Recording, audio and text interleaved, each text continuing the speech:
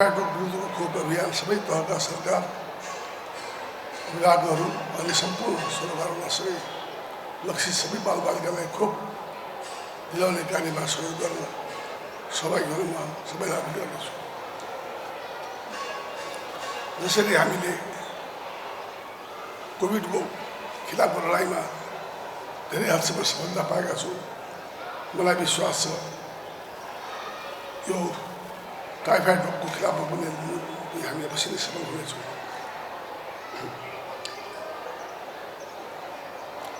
अन्त अरू एउटा कुरा उठेको छु, यो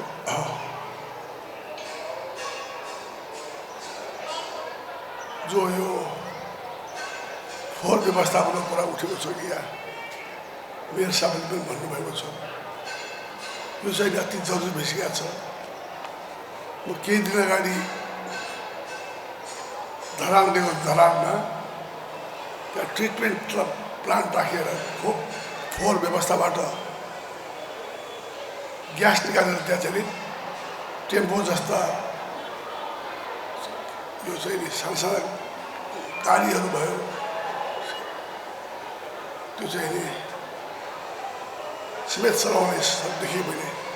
त्यस कारण चाहिँ यसको व्यवस्थापन गरेर ट्रिटमेन्ट प्लान्ट गरेर यस फोहोर व्यवस्थाबाट बिजुली ग्यास दुवै निकाल्न सकिने सम्भावना बढेको छ। यस सम्बन्धमा नेपाल आफैले गर्न सक्छ जस्तो लाग्छ मलाई। त्यहाँ तपाईँहरूले पठाएको हुन्छ उसमा यो धरानमा तपाईँ चाहिँ विदेशीलाई पनि तयार छ यहाँ इन्भेस्टमेन्ट गर्न। खोप यो फोहोर मैला काठमाडौँ जस्तो सुन्दर सहर जताततै फोहोरको थुप्रो हामी नेपालीका लागि बेजिदो कुरा हो, लाज पर्दो कुरा हो। त्यसैले अहिले धेरै कारणले पनि काठमाडौँलाई क्लिन बनाउनु जरुरी छ। सबै फोहोर व्यवस्था त्यसबाट पनि रोगको सङ्क्रमण कम हुन्छ। त्यस कारण चाहिँ हामी सबै लागेर के सहयोग चाहिन्छ सरकारले गर्दैछ, फोहोर व्यवस्थापनलाई गर्नुहोस्। यसलाई चाहिँ नि डम्पिङ साइट भन्दा यसबाट ट्रिटमेन्ट प्लान्ट गरेर पनि यसबाट चाहिँ नि फाइदा लिउँ, हामीहरू यही काममा लाग्नुहोस्।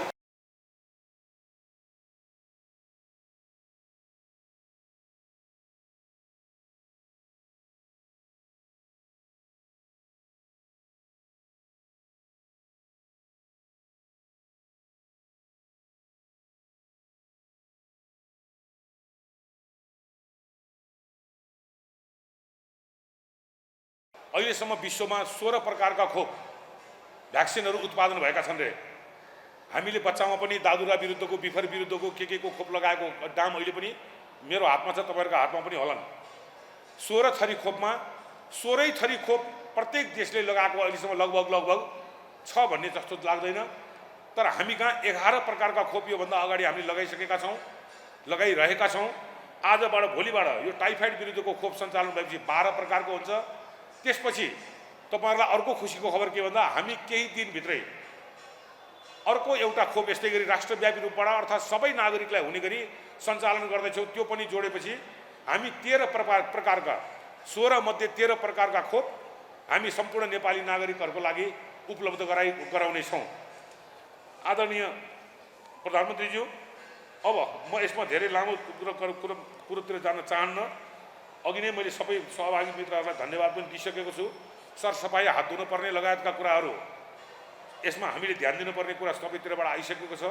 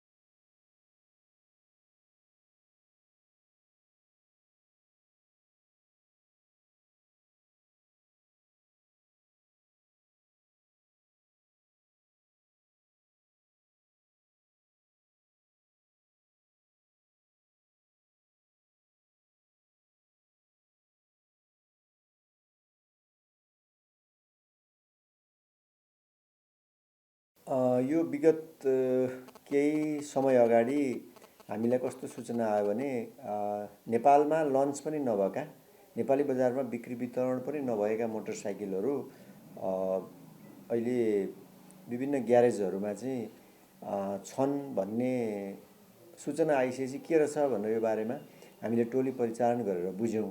त्यो बुझ्ने क्रममा चाहिँ यो चाहिँ कैलाली, कञ्चनपुर लगायत त्यतातिरका नाकाबाट कुनै व्यक्तिले सस्तोमा मोटरसाइकल उपलब्ध गराउँछु भनेर केही मोटरसाइकल पठाएको र ती मोटरसाइकलहरू चाहिँ केही 1-2 दिनमा हामी आउँछौँ अहिले यहीँ होस् भनेर कुनै व्यक्तिहरूले राखेर गएको भन्ने कुरा ग्यारेजवालाहरूसँग बुझिसकेपछि अरू पनि त्यस्तै मोटरसाइकल खोज्ने क्रममा अहिले हामीले 7वटा मोटरसाइकल चाहिँ बरामद गरेको छौँ र जहाँबाट जुन नाकाबाट नयाँ नयाँ मोडेलका ती नेपाली बजारमा 5-5.5 लाखसम्म पर्ने मोटरसाइकलहरू 1.5 देखि 2 लाख रुपियाँसम्ममा बिक्री गर्नको लागि भनेर चाहिँ ल्याइएको भन्ने अहिलेसम्म हामीले पत्ता लगाएका छौँ र त्यो कार्यमा संलग्न केही व्यक्तिहरू पहिचान भएका छन्।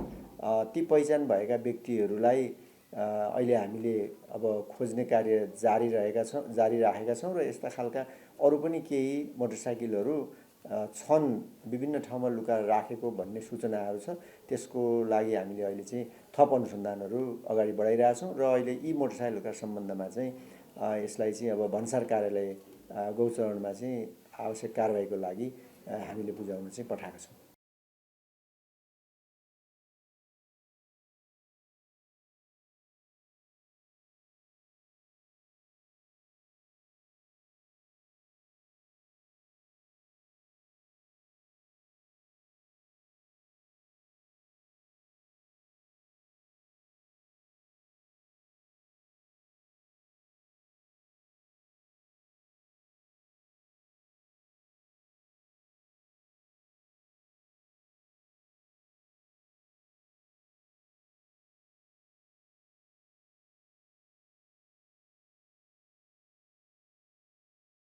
यो मन्त्रालय उद्योग पनि छ, यसको कार्यक्षेत्र वाणिज्य पनि छ, आपूर्ति व्यवस्था पनि छ। यसरी हेर्दा यो मन्त्रालय अर्थतन्त्रको मेरुदण्ड पनि हो, अर्थतन्त्रसित जोडिएको छ राष्ट्रको र व्यापारिक वाणिज्यसित पनि जोडिएको छ। जसले आयात र निर्यातको सन्तुलनलाई पनि यसले बनाउन सक्नुपर्छ। त्यो ग्याप बढ्दो छ, यो पनि एउटा चुनौती छ। र अर्को कुरा आपूर्ति व्यवस्था अझ बढी चुनौतीपूर्ण छ, जुन हामी तपाईँ र सर्वसाधारण जनताको दैनन्दिनीसित जोडिएको विषय छ। मूल्य वृद्धि हुने अवस्था छ। यता रुस र युक्रेनको युद्धका कारणले विश्वभरि नै एउटा प्रभाव परेको छ। पेट्रोलियम पदार्थको मूल्य वृद्धि भइरहेछ र त्यो हामीमा पनि, हाम्रो मुलुकमा पनि त्यसको सिधै प्रभाव देखिएको छ।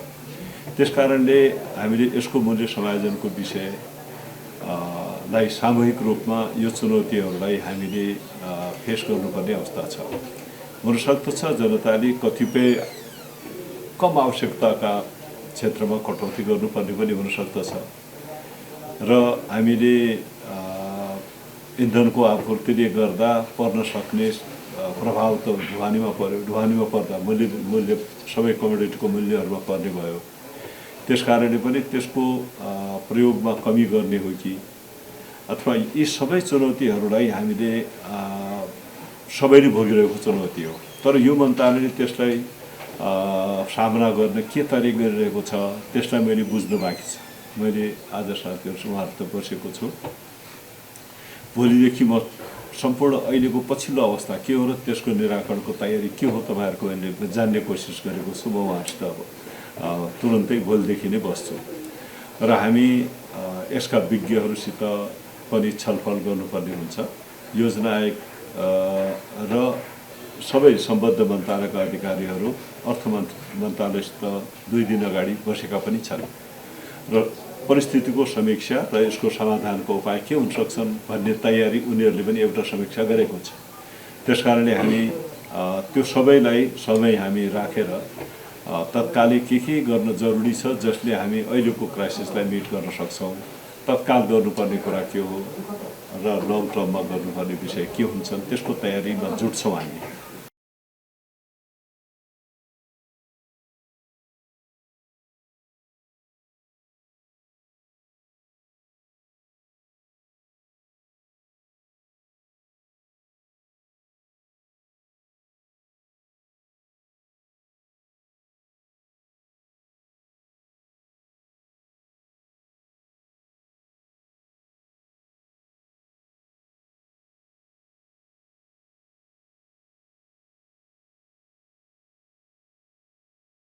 हेर्नुहोस्, वास्तवमा अहिले मलाई चाहिँ सम्माननीय प्रधानमन्त्रीज्यूले उहाँको नेतृत्वमा भइरहेको सरकारमा सदस्यको रूपमा राख्दाखेरि मलाई एउटा निश्चित जिम्मा, अब एज ए कानुन मन्त्रालयले गर्नुपर्ने काम त त्यो रेगुलर कामहरू छँदैछन्, त्यो त गरि नै रहन्छ, चलि नै रहन्छ होइन। त्यो बाहेक एउटा काम चाहिँ गर्ने हिसाबले चाहिँ मैले वास्तवमा यो जिम्मेवारी लिएको हुँ। त्यो भनेको शान्ति प्रक्रियाका केही बाँकी कामहरू छन्, जस्तो सत्यनिरूपण तथा मेलमिलाप आयोग र बेपत्ता सम्बन्धी आयोगले गरिरहेका कामका सम्बन्धमा धेरै प्रश्नहरू छन् होइन। कतिपय कानुनहरू संशोधनदेखि लिएर सर्वोच्च अदालतको फैसला अनुसारको कानुन संशोधन भएको अवस्था छैन। त्यसले गर्दाखेरि भनौँ न अब त्यसले प्रपरली फङ्सन गर्न सकिरहेको छैन। यी लगायतका तमाम कामहरू पीडितलाई न्याय दिलाउनेदेखि लिएर यो शान्ति प्रक्रियाका बाँकी कामहरू चाहिँ सम्पन्न गर्नुपर्ने भएको हुनाले त्यही जिम्मेवारीको लागि म आउनाले मेरो सम्पूर्ण फोकस चाहिँ त्यही रहन्छ।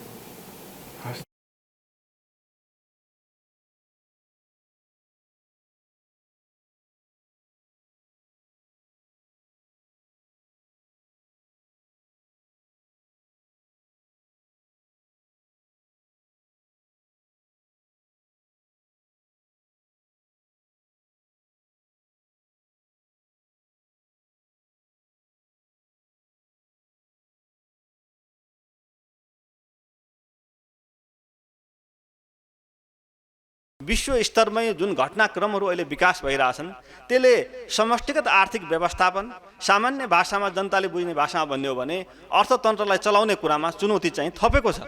तर त्यो चुनौतीको व्यवस्थापन कसरी गर्ने भन्ने विषय चाहिँ अत्यन्त संवेदनशील छ। नेपालमा पनि अहिले मुद्रास्फीतिको चाप अन्तर्राष्ट्रिय परिस्थितिका कारणले गर्दाखेरि विश्व बजारमा पेट्रोलियम पदार्थको मूल्य वृद्धि भएको छ। त्यसको परिणामस्वरूप हामी कहाँ पनि मूल्य वृद्धि हुने, मुद्रास्फीति हुने प्रबल सम्भावना छ र केही मुद्रास्फीति बढ्ने प्रवृत्ति देखिरहेको पनि छ। दोस्रो, भोलि हाम्रा पनि कतिपय उद्योगहरू, कतिपय कच्चा पदार्थको आपूर्ति अनिश्चित भइरहेका कारणले प्रभावित हुन सक्छन् र तेस्रो पक्ष भनेको जुन निरन्तर अहिले दबावमा रहिरहेको छ, हामी सबैको चर्चामा रहेको देखिन्छ, विदेशी विनिमय सञ्चित छ। र त्यो विदेशी विनिमय सञ्चित गत वर्षको भन्दा उल्लेख्य चाहिँ केही घटेको अवस्था हो। गत वर्ष हामीसित 12 महिनाको वस्तु तथा सेवा आयात धान्न पुग्ने यही बेलामा हेर्दाखेरि त्यति विदेशी विनिमय सञ्चित थियो भने अहिले त्यो घट्दै आएर 6.7 महिनाको वस्तु तथा सेवा आयात धान्न पुग्ने विदेशी विनिमय सञ्चितमा झरेको छ। हाम्रो शोधनान्तर स्थिति भनेर भन्छौँ, ब्यालेन्स अफ पेमेन्ट्स भन्छौँ, अथवा नेपाल भित्रिने रकम र नेपालबाट बाहिरिने रकमको ग्याप हेर्दाखेरि, त्यसको बिचको दूरी हेर्दाखेरि नेपालबाट बढी रकम बाहिर गएको अवस्था छ। त्यो भनेको विदेशी विनिमय सञ्चितमा दबाव हो। शोधनान्तर स्थिति जसलाई हामी भन्छौँ अलिकति बढी आर्थिक भाषामा, इकोनोमिक टर्मिनोलोजीमा र सामान्य मान्छेले बुझ्ने भाषामा नेपालमा कति रकम बाहिरबाट आएको छ र नेपालबाट कति रकम बाहिर गयो भनेर हेर्दाखेरि हाम्रो शोधनान्तर स्थिति 247 अर्बले घाटामा रहेको अवस्था छ। त त्यो 247 अर्बले घाटामा रहनु भनेको के हो त भनेर भन्दा हामीसित भएको विदेशी विनिमय सञ्चित घटेको अवस्था हो। त त्यो विदेशी विनिमय सञ्चित निरन्तर घट्दा भोलि कतिपय हामीले अत्यावश्यक खाद्यान्नसित सम्बन्धित वस्तुहरू, औषधिहरू, उपकरणहरू, मसिनरीहरू जुन आयात गर्छौँ त्यसको आयात त कतै प्रभावित हुँदैन कि भन्ने आशंका चाहिँ बढ्छ। त्यो आशंका बढेकै कारणले अहिले एउटा चिन्ता के गरिएको हो त, चासो के गरिएको त भनेर भन्दाखेरि विदेशी विनिमय सञ्चितको हामीले जतन गर्नुपर्छ अथवा त्यसलाई अलिकति प्रायोरिटीमा राख्नुपर्छ, प्राथमिकतामा राख्नुपर्छ।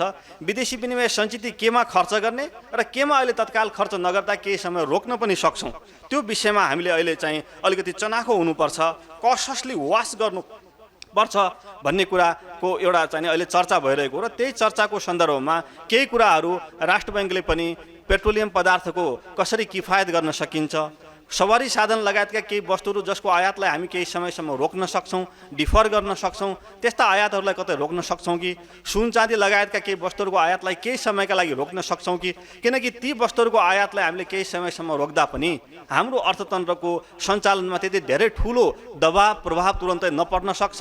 तर विदेशी विनिमय सञ्चितमा ठुलो दबाव पर्दा भोलि औषधि नै किन्नका लागि आवश्यक पर्ने विदेशी विनिमय सञ्चित अथवा कतिपय खाद्यसित सम्बन्धित पदार्थहरू छन् जुन वस्तुहरू छन्, उदाहरणका लागि गत वर्ष हामीले 50 अर्बको चामल आयात गरेका छौँ। यहाँहरू सबैलाई तथ्याङ्क थाहा भएकै हो। यो वर्षको 8 महिनामा मात्रै हामीले हेर्दाखेरि 37 अर्बको चामल आयात गरेका छौँ।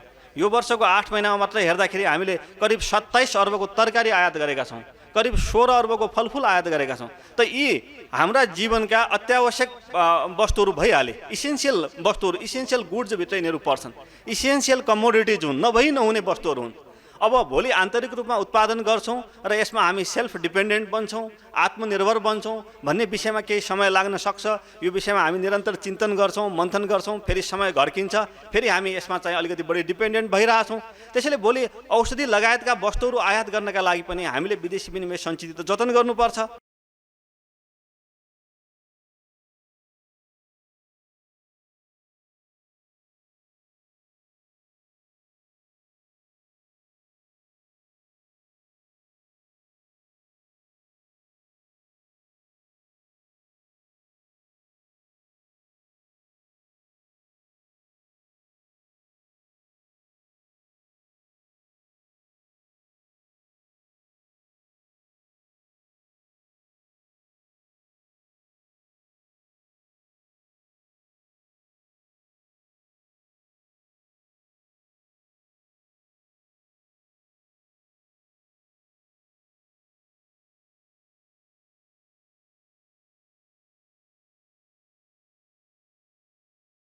हामी देशकोमा एउटा ठुलो राजनीतिक परिवर्तनपछि देशको आर्थिक सामाजिक विकास, समृद्धि, सम्पन्नता र संविधान त नै हामी समाजवादको आधार तयार पारेर समाजवादमा जाने आर्थिक नीति तय गरेका छौँ। यो सन्दर्भमा राज्य, निजी क्षेत्र र सहकारीका 3 आयामहरूको प्रयासद्वारा, समायोजनद्वारा त्यो उद्देश्य, त्यो लक्ष्य प्राप्ति गर्ने उद्देश्य राखेको छ। र सरकारको मुख्य ध्यान नागरिकहरूको जीवन रक्षा गर्नु थियो, स्वास्थ्य रक्षा गर्ने कुरा थियो र खोप त्यसको सही समाधान थियो। 3 चरणका र अब करिब सबै उमेरका नागरिकलाई एकदमै प्राथमिकतामा राखेर खोप दिने काम चाहिँ सरकारले गर्यो। त्यस्तै अरू प्रभावितहरूलाई राज्यका स्रोत साधनले भ्याएसम्म चाहिँ राहत र सुविधा दिने सरकारको नीति रहेको छ। कोभिडका कारणले बन्द भएका व्यवसाय, ब्याङ्किङ कारोबारमा पर्ने उहाँहरूका प्रभाव, राजस्व आदि, अनि कार्ययोजनालाई सम्पन्न गर्न लाग्ने समय आदिलाई ध्यानमा राखेर सरकारले आफ्नो नीति बनाएको छ। त्यसको भरपूर ढङ्गले यहाँहरूले उपभोग गर्नुभएको होला भन्ने मेरो अनुमान छ।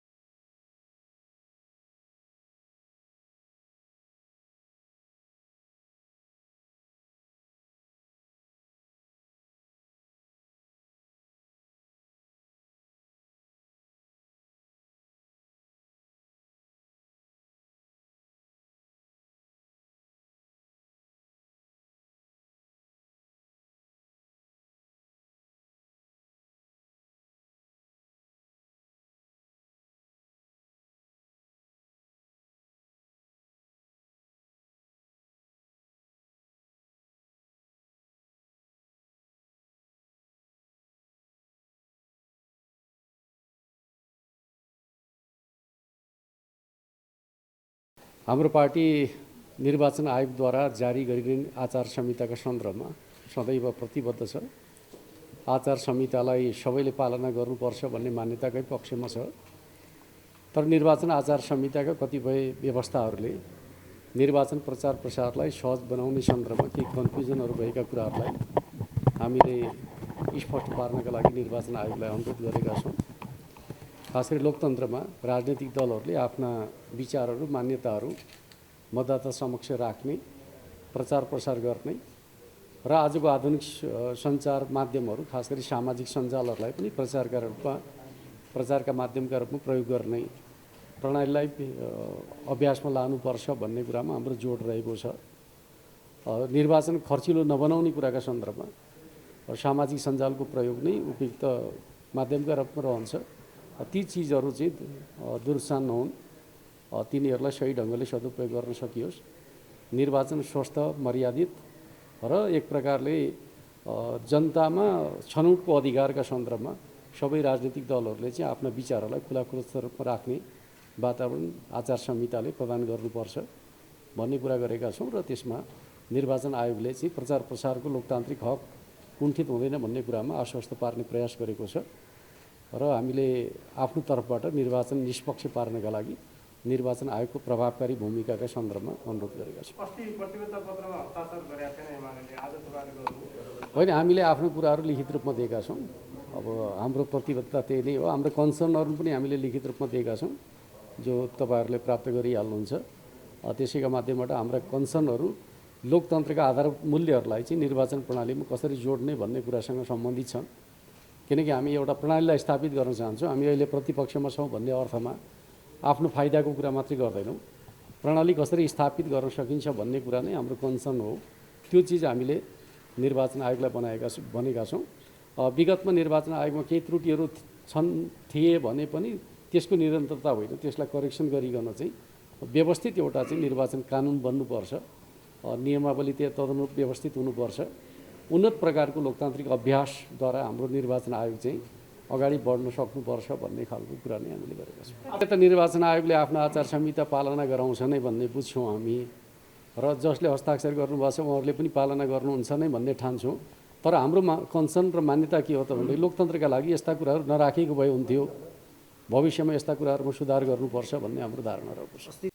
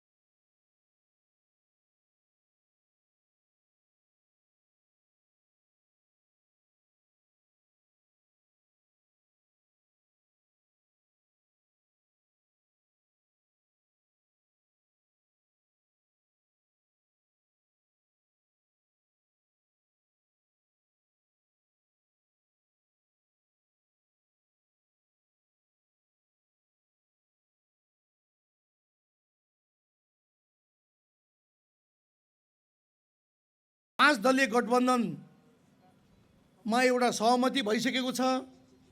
अब केही दिन पछाडि त तपाईँहरूको यो भक्तपुर नगरपालिकाबाट पनि गठबन्धनको तर्फबाट कसले उम्मेदवार पाउने, मेयरमा कसले मेयरमा पाउने, वडा अध्यक्षमा पाउने भन्ने खालको एक खालको सहकार्य पनि होला। यो 77 जिल्लामा गठबन्धनको सरकारले अहिले जिल्ला जिल्लामा गृह कार्य भइराखेको छ र सबै प्रमुख दल एक ठाउँमा हुँदाखेरि पनि अहिले नेकपा एमालेका नेता केपी शर्मा ओलीले जुङ्गा हल्लाइ हल्लाइ उहाँले भनिराख्नु भएको छ 1 किलोका 5वटा ढक र 1 कुइन्टल आफू भनेर उहाँले आफूलाई त्यो संज्ञा दिनुभएको छ। म यही मञ्चबाट भन्न चाहन्छु, साथीहरू यहाँ विभिन्न पार्टीका गठबन्धनका साथीहरू मैले बढी जस्तो देखिराखेको छु। तपाईहरु एकजुट भएर कम्मर कसेर तपाईहरु लाग्नुस्, त्यो 1 कुइन्टललाई तपाईहरु चाहिने आधा किलोमा तपाईहरु झार्नुस्। हामी तपाईहरुको साथमा छौँ। तपाईहरुलाई थाहा छ म संस्कृति पर्यटन तथा नागरिक उड्डयन मन्त्रालयको जिम्मेवारी सम्हालिसकेपछि विगतमा भएका विकृतिहरू विसङ्गतिहरू भारतका सम्माननीय प्रधानमन्त्री नरेन्द्र मोदीले 25 करोड रुपियाँ भारू धर्मशाला बनाउनको लागि दिएको थियो। धर्मशाला 19 रोपनी जग्गामा त धर्मशाला बनाइयो, तर केपी ओलीको नेतृत्वमा भएको सरकारले कौडीको भावमा बतासलाई बुझाउने कामहरू भएको छ। ती तत्त्वहरूलाई अहिले मैले खोजेर बाहिर उजागर गर्दैछु। अहिले मेरो मन्त्रालयमा चाङका चाङ मुद्दाहरू छन्। विगतमा विभिन्न क्यासिनो सञ्चालन गर्ने तर राज्यको ट्याक्स नतिर्ने यस्ता छाडा प्रवृत्तिहरूलाई ठेकान लगाउनको लागि म यहाँ उपस्थित भएको छु। मैले अहिलेसम्म करिब 1 अरब 5 करोड रुपियाँ चाहिने तपाईँको रोयल्टी मैले उठाएको छु र 3टा क्यासिनोले पटक पटक ताकेता गर्दा पनि वास्ता गरेन। मन्त्रालयको ढोकासम्म आउने, मन्त्रीज्यूलाई भेटौँ भन्ने, पहिला ट्याक्स पे गरेर आउनुहोस् अनि मात्रै भेट्नुहोस् भन्दाखेरि उनीहरू चाहिने त्यसपछि गएर विभिन्न शक्ति केन्द्रमा धाए। मैले 35 दिने सूचना निकालेँ, टसबस भएन। मैले 15 दिने सूचना निकालेँ, कुनै वास्ता भएन। अन्तिम पटक भनेर 7 दिने सूचना निकालेँ गोर्खापत्रमा। त्यो बेला 1 अरब 5 करोड रुपियाँ रोयल्टी र नवीकरण दस्तुर ट्याक्स मैले उठाएँ। पछि अन्तिम पटक भनेर फेरि अन्तिम मौका 5 दिनको लागि दिए, तर वास्ता गरेन। 90 करोड रुपियाँ राज्यको ट्याक्स असुल गर्न पर्ने। विगतमा जति पनि मन्त्री आएका थिए 1 करोड 2 करोड उनको खोल्टीमा हालिदियो, मन्त्री चुपचाप बस्थे। त्यो विगतको सरकारबाट यस्ता गतिविधि भएर आइराखेको थियो। त्यसो भएको हुनाले यी सबै तत्त्वहरूलाई ठेकान लगाउनको लागि मेरो पार्टीका आदरणीय नेता पूर्व प्रधानमन्त्री माधव कुमार नेपालले मलाई यो जिम्मेवारी सुम्पिनु भएको छ। 3 करोड नेपाली जनताको शिर ननिउरिने गरी मैले काम गर्छु र जुन दिन मैले मेरो कामबाट म चाहिँ विचलित भयो भने 1 सेकेन्ड पनि म त्यो पदमा बस्नेवाला छैन। आदरणीय जनसमुदाय,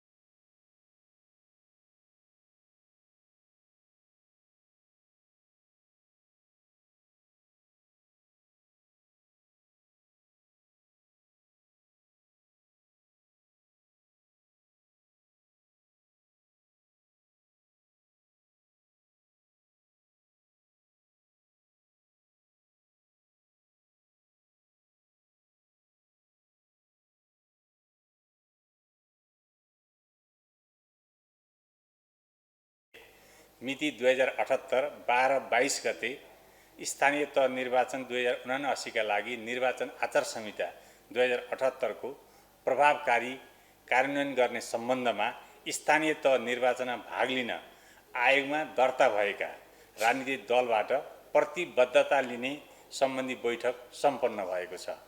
त्यसैगरी दोस्रो महत्त्वपूर्ण क्रियाकलापको रूपमा स्थानीय तह निर्वाचन 2079 मा खटिने निर्वाचन अधिकृतहरूका लागि प्रशिक्षण प्रदान गर्नका लागि मिति 2078 12-23 गते हिजो निर्वाचन व्यवस्थापन तथा सञ्चालन मुख्य प्रशिक्षण कार्यक्रम काठमाडौँमा सम्पन्न भएको छ। मुख्य प्रशिक्षण कार्यक्रममा सहभागी हुनुभएका सहभागीहरूले 2078 चैत्र 30 गते र 2079 साल वैशाख 2 गते प्रदेश स्तरमा सञ्चालन हुने 8 स्थानमा हुने प्रशिक्षण कार्यक्रममा मुख्य निर्वाचन अधिकृत र निर्वाचन अधिकारीहरूलाई प्रशिक्षण प्रदान गर्ने कार्यक्रम रहेको छ। त्यसैगरी अर्को महत्त्वपूर्ण निर्णय भएको छ।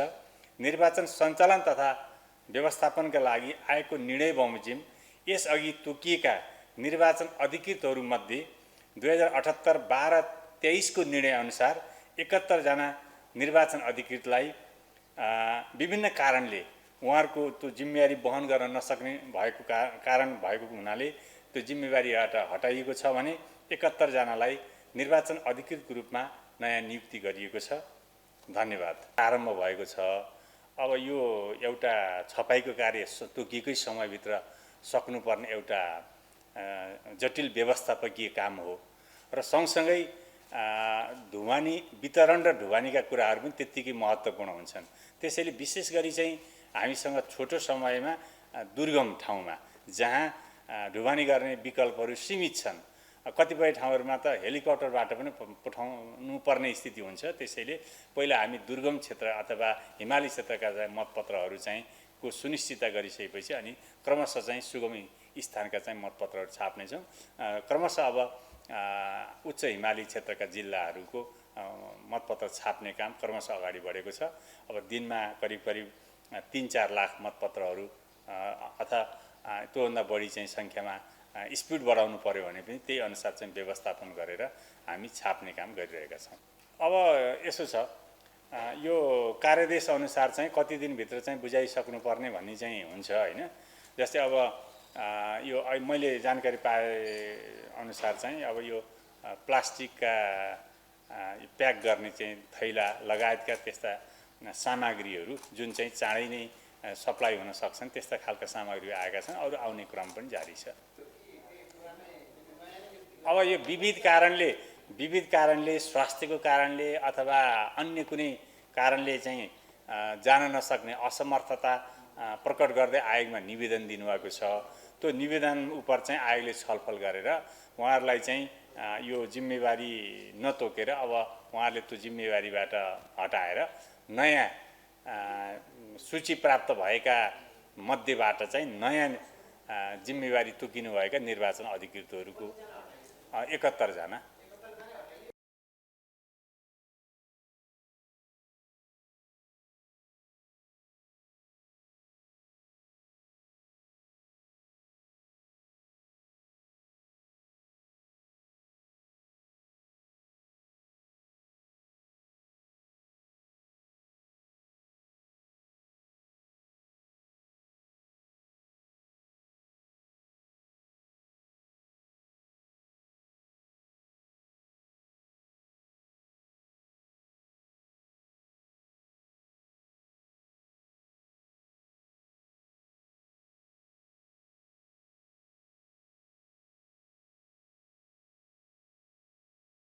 नगर प्रहरीको दिनादिनको यातना अपैलान सर बस्नुपर्ने बाध्यताको अवस्था छ। राज्यको कानुन र नीतिको अभावमा यी श्रमिकहरू आफैमाथि भएको ज्यादती उप न्यायिक उपचारका लागि जाने निकाय छैन। स्वरोजगार क्षेत्रमा रहेका श्रमिकले राज्यबाट पाउने सेवा सुविधाबाट वञ्चित हुनु परेको छ। सामाजिक सुरक्षा ऐन 2074 जारी भयो, तर स्वरोजगार श्रमिकका लागि आकाशको फल जस्तो भएको छ। नेपालको संविधानको धारा 34, समानतापूर्वक बाँच्न पाउने हक धारा 43, आर्थिक रूपले विपन्न नागरिकलाई सामाजिक सुरक्षाको हक धारा 33, रोजगारीको हक धारा 34 र श्रमको हक मौलिक हकको रूपमा संविधानमा स्पष्ट व्यवस्था छ। तर स्वरोजगार सडक व्यापारीहरू संविधानमा भएको मौलिक हकबाट समेत वञ्चित हुनु परेको अवस्था छ। स्वरोजगार श्रमिकका लागि सामाजिक सुरक्षा भन्ने कुरा गोलमटोल रूपमा आएको छ, तर राज्यले भनेको स्वरोजगार श्रमिकको परिभाषाभित्र यी सडकमा व्यापार गर्ने श्रमिकहरू समेटेका छैनन्। राज्य र स्थानीय निकायले सडक व्यापारीको सामान जफत गरी लिलाम गरेको छ। यस्तो अवस्थामा यी निमुखा सडक व्यापारी श्रमिकहरू अभिभावकविहीन भएका छन्।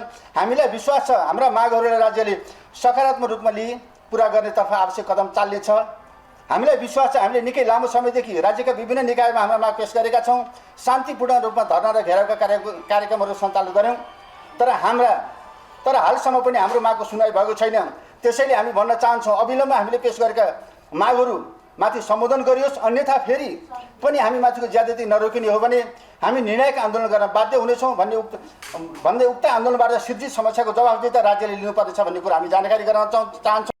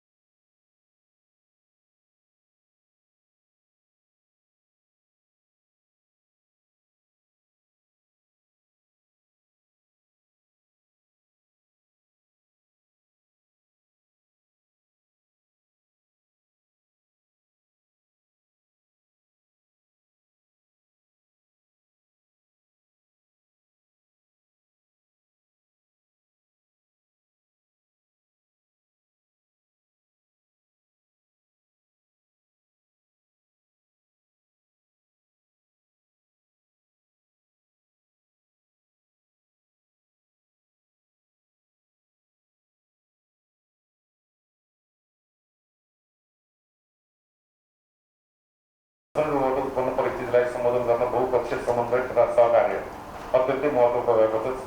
सरकारका सम्बन्धित मन्त्रालयको साझा दृष्टिकोण र नेतृत्वदायी भूमिका मार्फत सम्बन्धित सरकारवाला निकायहरूलाई परिचालन गरी नसर्ने रोगको रोकथाम र नियन्त्रण प्रभावकारी रूपमा गर्न सकिन्छ।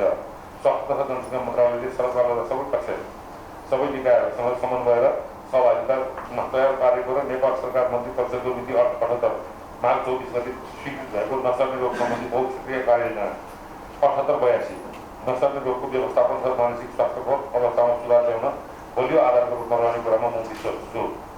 सबै तहका सरकारहरू बिचमा समन्वयात्मक भूमिका तथा अपनत्व सहितको कार्ययोजनाको कार्यान्वयनद्वारा नसर्ने रोगहरू सम्बन्धी लक्ष्य हासिल गर्न सकिन्छ। त्यसैगरी सबै नीतिहरूका मूल प्रभावमा नसर्ने रोगहरू सम्बन्धी विषयलाई सापेक्ष बनाई स्थानीय स्तरसम्म प्रभावकारी कार्यान्वयन गर्नुपर्ने हुन्छ। यो कार्यान्वयन राष्ट्रसङ्घीय उच्चस्तरीय बैठकको निर्णयमा नेपालले गरेको प्रतिबद्धताको रूपमा पनि रहेको छ। यस कार्ययोजनाको प्रभावकारी कार्यान्वयनद्वारा सबै नागरिकहरूको स्वस्थ जीवन सुनिश्चित गर्ने मानव पुँजीको संरक्षण र सम्वर्धन मार्फत समुन्नत समाज तथा राष्ट्र निर्माण गर्नका लागि नसर्ने रोगहरूको रोकथाम नियन्त्रण अपरिहार्य रहेको छ। यो कुरालाई स्वास्थ्य तथा जनसङ्ख्या मन्त्रालयले मुख्य रणनीति बनाई विभिन्न कार्यक्रम तथा पहलहरू थालेको विवरण सबैमा अवगत गर्न चाहन्छु।